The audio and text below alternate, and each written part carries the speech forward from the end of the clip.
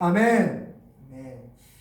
자, 오늘부터 다음 주 2주간에 걸쳐서는 2026년도 신년 특별 말씀으로서 하나님께 엎드린 축복이다라는 말씀을 말씀했습니다. 주보 앞면을 보시면 교회 표어가 있습니다. 우리 교회 표어는 하나님께 엎드림이 축복이다라는 표어입니다. 이 표 말씀을 바탕으로 오늘과 다음 주 2주간에 걸쳐서 말씀을 나누도록 하겠습니다.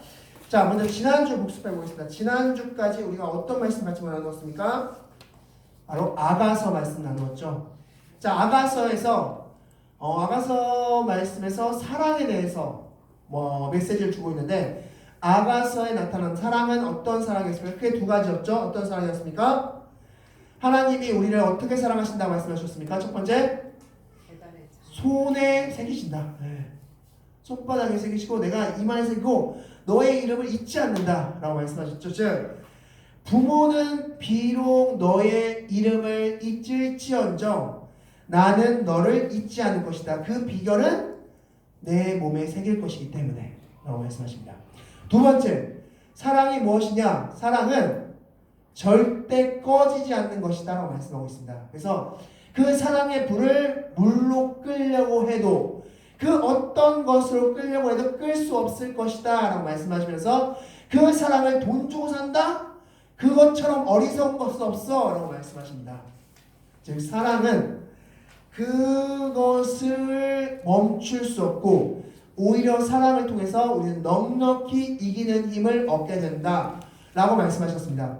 그게 바로 지난주 말씀 아가서에 나타난 하나님이 우리를 향한 사랑. 그렇다면 우리 또한 하나님을 그렇게 사랑하라 라는 말씀이죠. 그래서 아가서 말씀 단순히 남녀 간의 사랑이 아니라 하나님과 나의 사랑 스토리다, 러브 스토리다 라고 말씀드렸습니다. 자, 오늘과 다음 주죠. 오늘은 바로 이 주제를 가지고 말씀 나누겠습니다. 기도란 무엇인가? 오늘 이 주제를 같이 나누는데 질문은 이것입니다.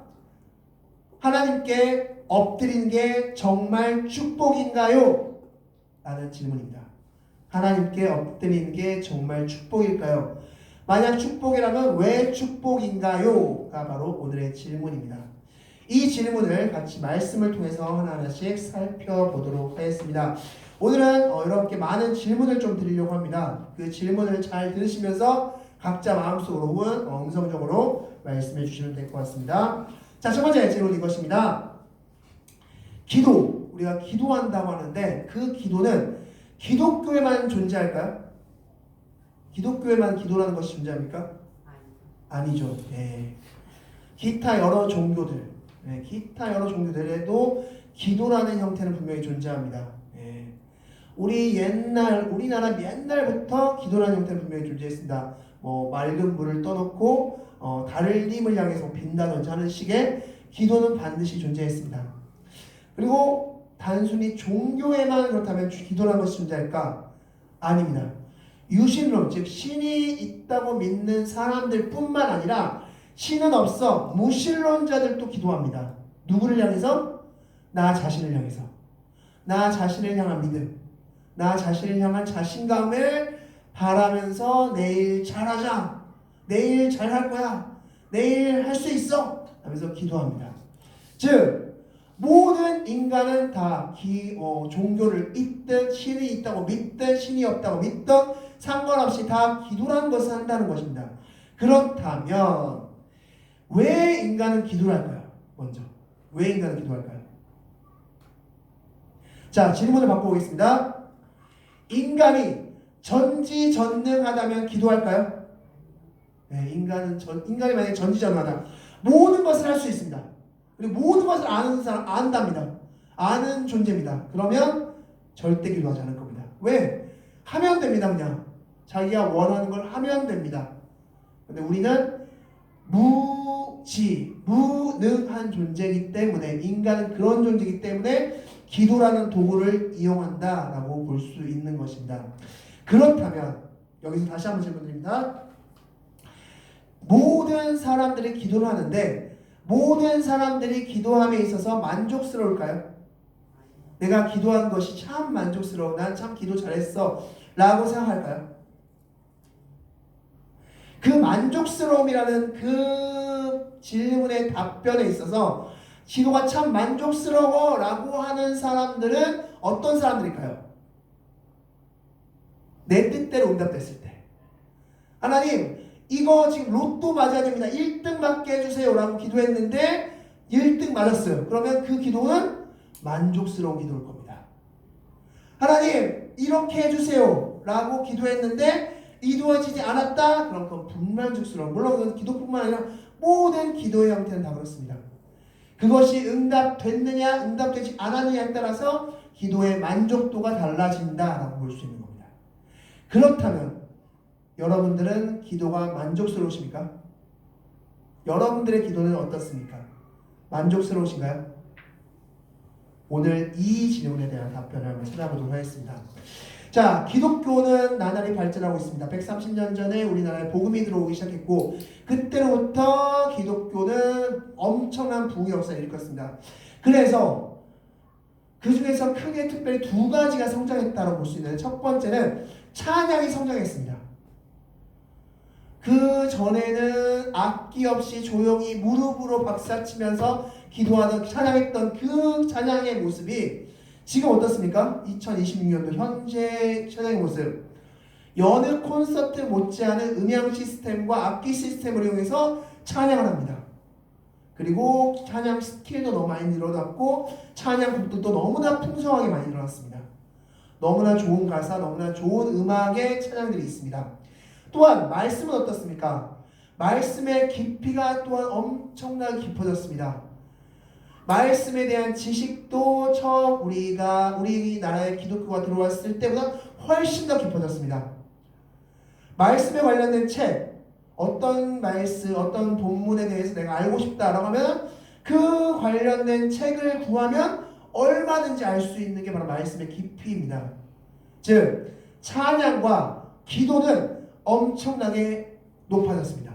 그런데 문제는 무엇입니까? 기도는 떨어졌습니다. 옛날의 기도의 모습과 지금의 기도의 모습 너무나 많이 차이가 난다. 찬양과 말씀은 올라갔는데 기도는 떨어졌다라는 것입니다. 그렇다면 질문드립니다. 왜 떨어졌을까요? 왜 기도는 떨어질까요?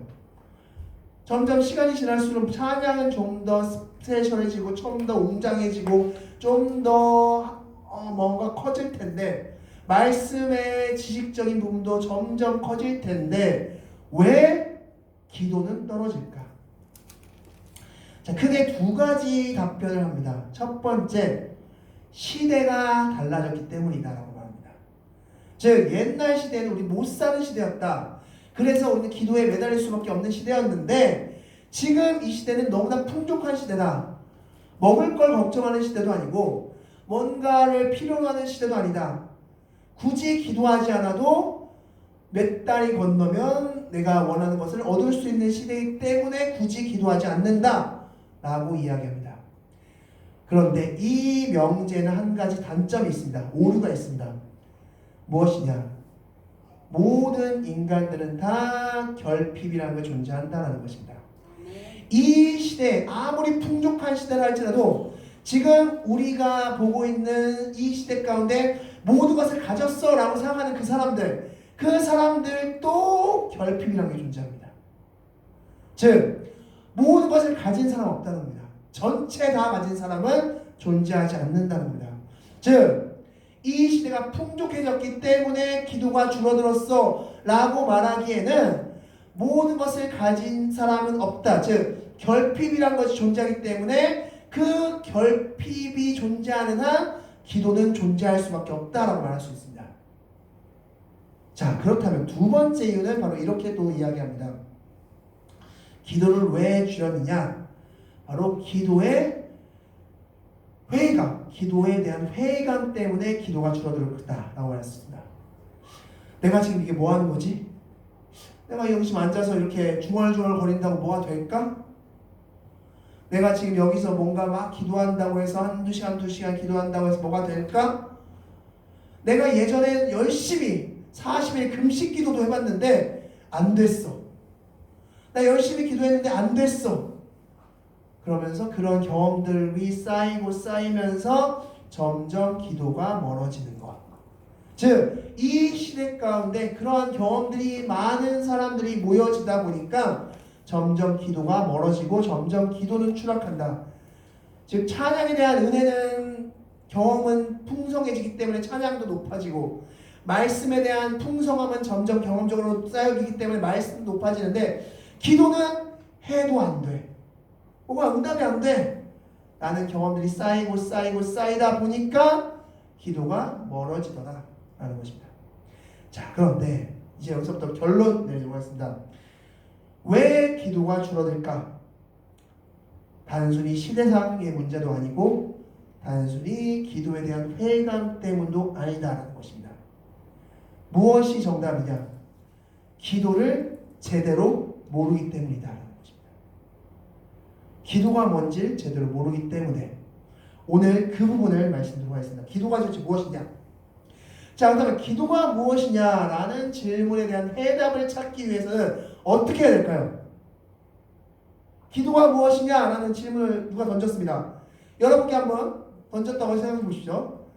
저기요. 교회 다니신다면서요. 하나님 믿으신다면서요. 기도가 뭐예요? 모르시면 여러분 뭐라고 답하시겠습니까? 자, 그럼 여러분 이렇게 답하시면 됩니다. 기도의 전문가를 찾아가십시오. 그렇다면 기도의 전문가가 누굴까요? 이 세상에서 가장 많이 기도하신 분, 이 세상에서 가장 많은 양의 기도를 하신 분 누굽니까?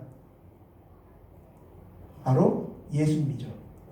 자, 오늘 본문 말씀 먼저 보겠습니다. 누가복음 20장 우리 39절 말씀 다 같이 한번 39절 말씀 다 같이 읽겠습니다. 시작. 예수께서 나가사 습관을 따라 감람산을 가시매 제자들도 따라갔더니 아멘. 습관을 따라 예수님은 늘 항상 습관을 따라서 기도하셨습니다. 또한 누가복음 6장 12절 말씀 보면 밤이 새도록 기도하셨다고 말씀하셨습니다. 즉 매일 밤마다 습관을 따라 감람산에 올라가셔서 기도하셨다는 겁니다. 그 어딘가를 산에 올라가셔서 매일마다 기도하셨고 그 기도가 1시간, 2시간 정도가 아니라 밤새 기도하셨다는 겁니다. 밤새. 그거를 맨 33년간 하셨고, 또한 성경은 로마서 8장 34절 말씀 보니까 지금은 하나님 우편에 앉아 계시면서 우리를 위해서 간구하고 계신다라고 말씀하고 있습니다.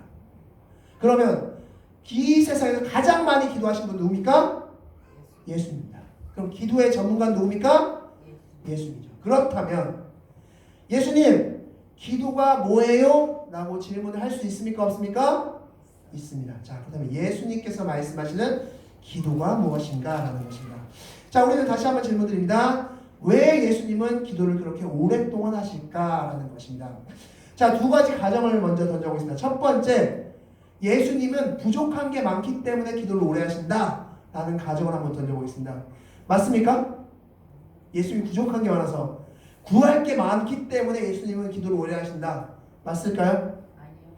자, 마태복음 4장 3절 말씀에 돌을 떡덩이가 되게 하시는 분이 예수님이시고, 마가복음 6장 43절 말씀 보면 물고기 2마리와 보리떡 5개와 물고기 2마리로 12만 명, 죄송합니다.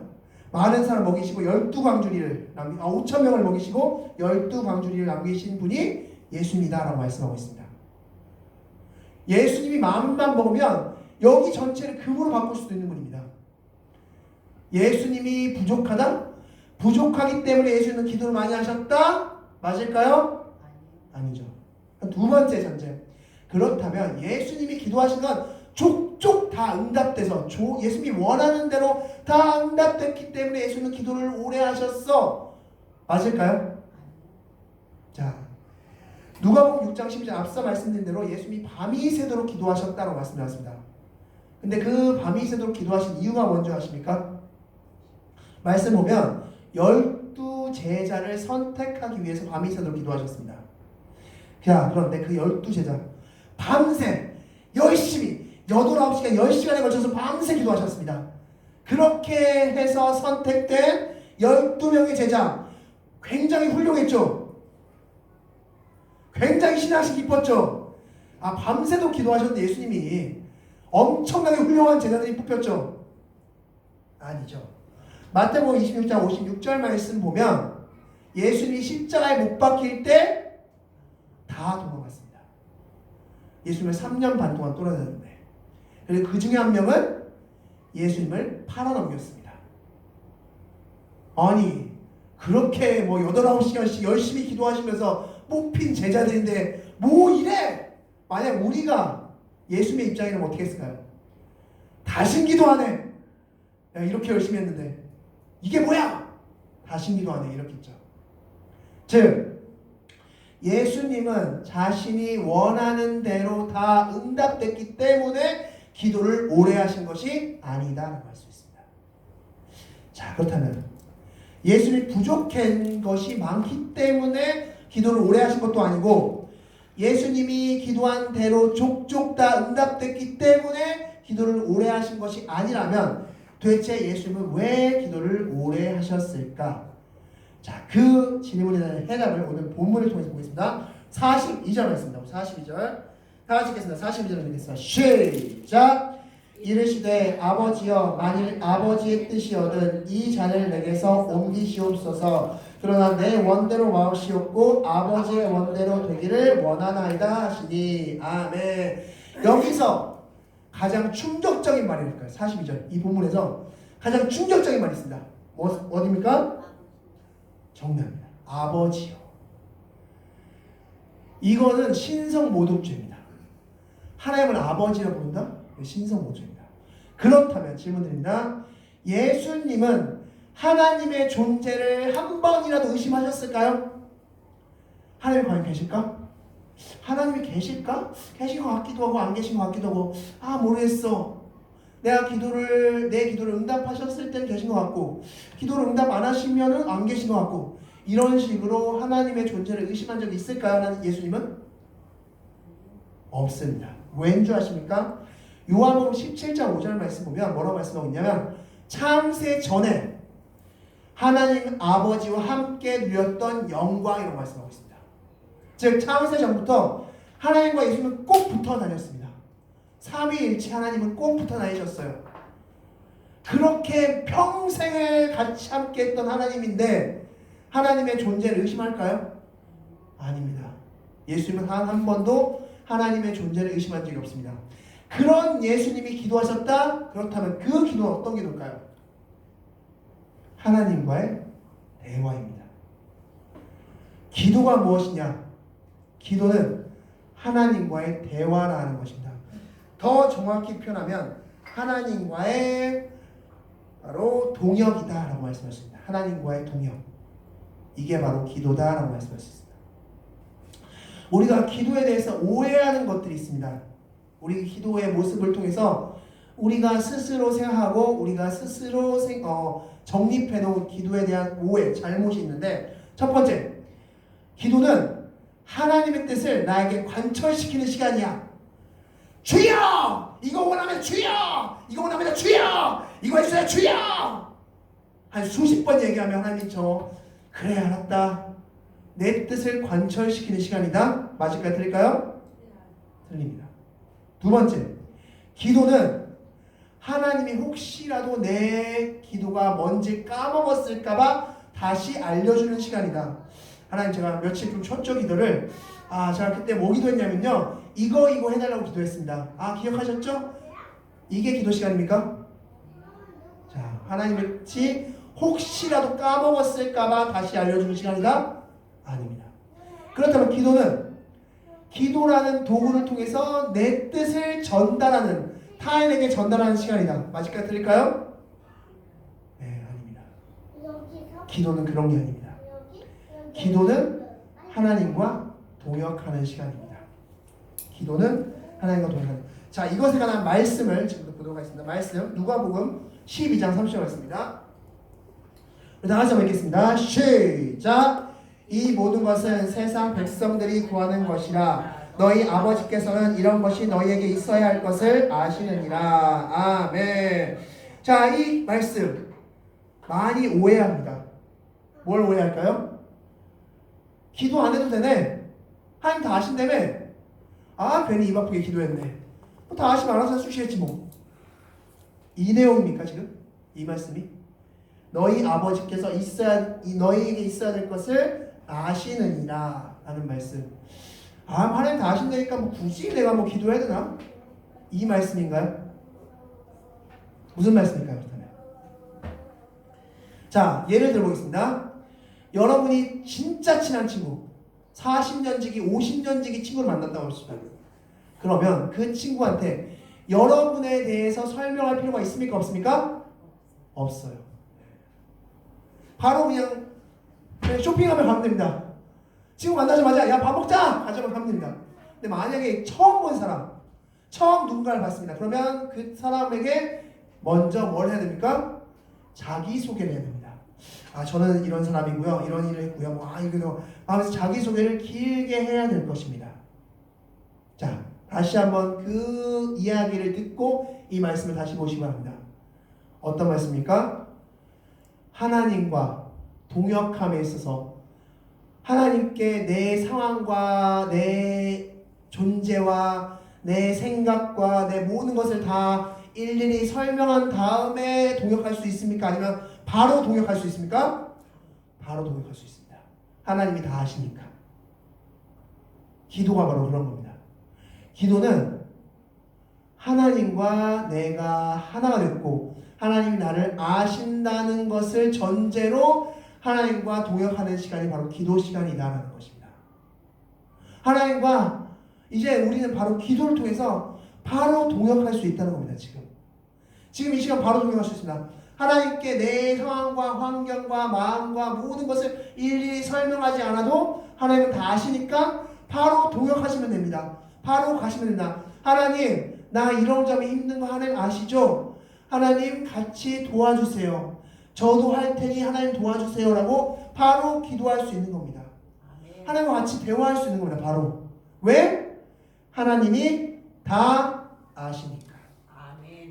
이게 바로 기도입니다. 즉 기도는 바로 하나님과 같은 목적을 가지고 같은 일을 해나가에 있어서 하나님과 대화하는 시간이 바로 동역 시간이다 라고 할 수 있는 겁니다. 그게 바로 기도 시간이다 라고 할 수 있는 것입니다. 자 그렇다면 이 동역이라는 단어를 한번 생각해 보겠습니다. 동역을 한자로 포함하면 한 가지 동자의 부역 역자입니다. 즉 사전에 찾아보면 함께 무언가를 수행한다, 함께 일을 해나간다 라는 뜻을 가지고 있습니다. 즉 기도가 하나님과 동역하는 거라면 하나님도 하시지만 또한 누가 해야 됩니까? 나도 해야 됩니다. 이렇게 우리는 기도할 때가 있습니다. 하나님 나 지금 기도 제목 올렸습니다. 하나님 알아서 해주세요. 난 하나님이 잘 하나 못하나 뒤에서 뒷짐지고 구경해 볼게요. 맞습니까? 아닙니다. 여러분이 누군가를 위해서 기도합니다. 이 사람을 위해서 기도합니다. 했습니다. 그러면 여러분 뭘 해야 됩니까? 그 사람에게 내가 해줄 수 있는 것은 무엇인가를 고민하시고 하셔야 된다. 여러분이 그렇게 함으로써 하나님과 동역하고 하나님이 그 안에서 하나님에서 행하실 일을 역사하실 수 있다는 겁니다. 단순히 하나님께서 기적을 바라고 역사를 바라는 게 아니라 여러분이 할 수 있는 걸 하는 겁니다. 이 사람을 위해서. 여러분이 기도하는 그 사람을 위해서. 또한 어떤 일을 가지고 여러분 기도하십니까? 그렇다면 여러분 어떻게 하셔야 됩니까? 하나님 이 일 알아서 처리해 주세요. 자, 하나님께 맡겼어요. 이렇게 하는 겁니까? 아니죠. 내가 이 일이 이루어짐에 있어서 내가 할 수 있는 것은 무엇인지를 고민하고 하시는 겁니다. 이게 바로 기도의 동역이라는 겁니다. 그게 바로 기도입니다. 그렇게 기도할 때 우리는 기도가 축복이 되는 겁니다. 아멘. 하나님과 동역하는 것이 얼마나 큰 축복입니까? 이 세상을 창조한 하나님과 같이 일을 해나가는 겁니다. 얼마나 큰 기쁨일까요? 이 기쁨은 세상이 줄 수 없는 기쁨, 세상이 얻을 수 없는 기쁨, 세상이 만들 수 없는 기쁨입니다. 크신 하나님이 나랑 같이 동역하는 겁니다. 그게 기도입니다. 하나님 내 뜻이 이겁니다. 응답해 주세요. 이거 뜻 알죠? 이거 해주셔야 되고. 이게 기도가 아니라 하나님과 내가 어떤 사람을 위해서, 어떤 문제를 위해서 같이 힘써 애써 나가는 그 발걸음이 기도다라고 할 수 있습니다. 말씀 통해서 사도행전 12장 25절 말씀입니다. 다 같이 읽겠습니다. 시작. 바나바와 바울이 부조하는 일을 마치고 마가라 하는 요한을 데리고 예루살렘에서 돌아오니라. 아멘. 자, 이 말씀의 배경은 바로 안디옥 교회가 엄청나게 이방 선교로 부흥하기 시작했습니다. 그 소식이 예루살렘 본부교회까지 들렸습니다. 그래서 예루살렘 본부교회에서 많은 성도를 이 안디옥 교회로 파송했습니다. 자, 그렇게 파송하고 나니까 어떤 일이 일어났냐? 이 예루살렘 전역에 흉년이 들었습니다. 흉년이 들기 시작하면서 뭔가 어려워지기 시작했습니다. 자, 그 소식을 안디옥 교회에 파송됐던 사람들이 들었습니다. 그들은 어떻게 했을까요? 막 열심히 기도했을 겁니다. 하나님, 이 흉년을 빨리 없애주십시오. 빨리 해결해 주십시오. 라고 기도했을 겁니다. 그런데 단순히 기도만 했느냐? 어떻게 했습니까? 그 기도에 걸맞게 이 예루살렘 교회에 남아있는 사람들, 이 예루살렘 사람들에게 도움이 될 만한 일이 무엇일까 고민하다가 부조를 하기 시작했습니다. 돈을 모으기 시작했습니다. 성도들 조금씩 자신이 가진 것에서 일부를 다 떼어서 드렸습니다. 그래서 그 돈이 모여졌을 때 어떻게 했습니까? 바나바, 바울이 예루살렘으로 내려가서 그 돈을 드리고 다시 마가라와 함께 올라갔다라고 말씀하고 있습니다. 즉, 이 안디옥 교회에 파송됐던 이 기독교인, 이 사람들은, 선교사들은 단순히 기도만 한 것이 아니라 기도로 하나님 도와주세요 라고만 한 것이 아니라 내가 이렇게 기도했으니까 이 예루살렘 교회를 위해서 난 뭘 할 수 있지? 이 예루살렘을 위해서 난 뭘 할 수 있지? 라고 고민했고 그 고민에 대한 결과로 부조하기 시작했고 돈을 모아서 예루살렘 교회에 드렸다는 것입니다. 후원했다는 것입니다. 그게 기도다라는 것입니다. 기도는 단순히 말만 하는 것이 아니라 하나님 알아서 하세요가 아니라 그렇다면 당신은 무엇을 할 수 있습니까? 여러분은 무엇을 할 수 있습니까? 이 사람을 위해서 기도했습니까? 그러면 당신은 무엇을 할 수 있습니까? 하나님과 동행하셔야죠. 동역하셔야죠. 이 문제를 위해서 기도하셨습니까? 그렇다면 여러분은 무엇을 하시겠습니까? 하나님과 동역하셔야죠. 이게 바로 기도다라고 말씀드릴 수 있습니다. 자, 그럼 마지막으로 이렇게 하나님과 기도로서 동역하기 위해서 두 가지 밑바탕에 깔고 있어야 될 것이 있다라는 것입니다. 첫 번째는 내가 주가 된다는 것입니다. 말씀을 42절 말씀 다시 한번 읽겠습니다. 42절입니다. 시작. 이르시되 아버지여 만일 아버지의 뜻이거든 이 잔을 내게서 옮기시옵소서. 그러나 내 원대로 마시고 아버지의 원대로 되기를 원하나이다 하시니. 아멘. 예수님께서 나의 원이 있지만 아버지의 원, 영원 구원의 원대로 되기를 원합니다라고 기도했습니다. 그리고 예수님은 죽으셨죠. 마찬가지입니다. 우리가 하나님의 뜻을 행함에 있어서 내 자존심, 내 생각, 내 고집, 내 경험 이거 있으면 하나님과 함께 동역하는 데 있어서 도움이 될까요? 해가 될까요? 해가 되는 것입니다. 얘야, 내가 너가 이 사람을 위해서 기도했지? 그럼 너가 이 사람을 한번 안아줬으면 좋겠다 라고 말씀하셨습니다. 근데 하나님, 그건 좀 자존심이 서럽지 않는데요? 그건 제가 좀 싫은데요? 제가 좀 그건 좀 아니에요. 하나님 다른 거 할게요. 이러면 동역할 수 있습니까? 없습니까? 없습니다. 그래서 어떻게 해야 되나? 갈라디아서 2장 10절 말씀, 내가 그리스도와 함께 십자가에 못 박혔나니 그런즉 이제는 내가 산 것이 아니고 내 안에 그리스도께서 사신 것이라 라고 말씀하고 있습니다. 이제 내가 육체 가운데 사는 것은 나를 사랑하사 나를 위해 자기 목숨을 버리신 하나님의 아들을 믿는 믿음 안에 산다라고 말씀하고 있습니다. 이 말씀은 율법 때문에 하나님의 말씀을 준수하는 것이 아니라 하나님을 사랑하고 내가 예수님이 나를 위해서 죽으셨기 때문에 나는 하나님의 뜻대로 행합니다라는 말씀입니다. 즉 내가 하나님의 뜻을 행하기 위해서는 어떻게 해야 된다? 내가 죽어야 된다는 것입니다. 내 자존심, 내 생각, 내 경험들, 내 의지들 다 죽어야 됩니다. 뭐 하기 위해서? 하나님과 동역하기 위해서. 하나님께 엎드림이 축복이 되기 위해서. 그럼 그 순간 축복이 됩니다. 여러분이 죽는 순간 축복이 됩니다. 하나님이 일하시거든요. 그게 보이거든요. 이제 일하시는구나 지금 하나님께서. 근데 내가 죽지 않으면 절대 안 보입니다. 두 번째 하나님과 동역하기 위해서 두 번째 필요한 것은 간절함이다라고 말씀할 수 있습니다. 44절 말씀 다 같이 읽겠습니다. 44절입니다. 시작!